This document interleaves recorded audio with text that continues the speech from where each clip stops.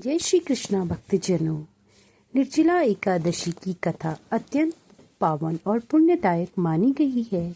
यह कथा विष्णु भक्त के लिए विशेष महत्व रखती है क्योंकि यह कथा 24 एकादशियों के बराबर पुण्य देने वाली अकेली एकादशी मानी जाती है।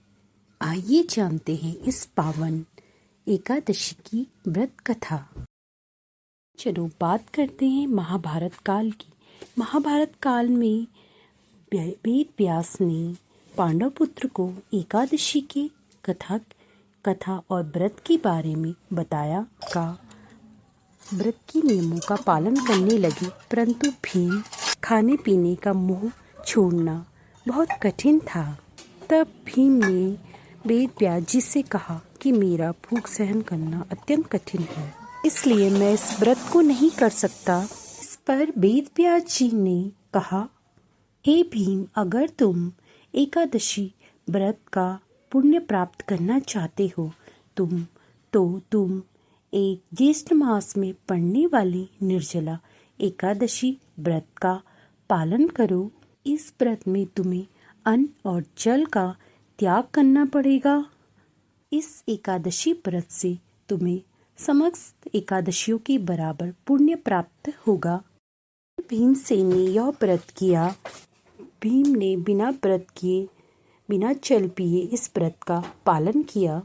तभी से ये एकादशी भीमसेन एकादशी के नाम से जानी जाती है। इस एकादशी से हमें 24 एकादशी के बराबर पुण्य प्राप्त होता है और हमारे समस्त पाप नष्ट होते और मोक्ष की प्राप्ति होती है और विष्णु भगवान जी की कृपा दृष्टि हमेशा बनी रहती है। निर्जला एकादशी का व्रत कठिन अवश्य है, परंतु इसका परिणाम अतुलनीय है।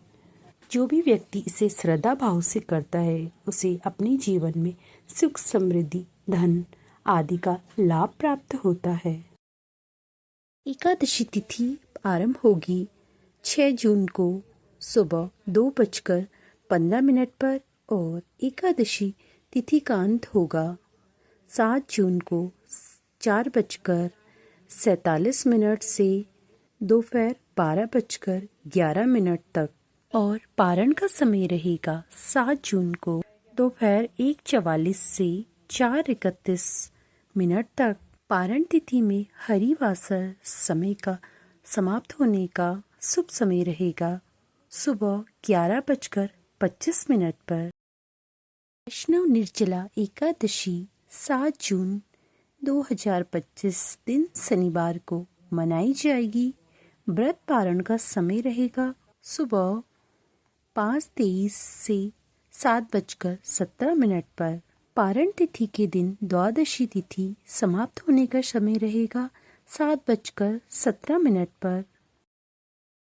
इस दिन सुबह उठकर नहा धोकर भगवान विष्णु का जलाभिषेक करें, उनको पीले पुष्प और पीला चंदन अर्पित करें, घी का दीपक प्रज्वलित करें और एकादशी व्रत की कथा का पाठ करें।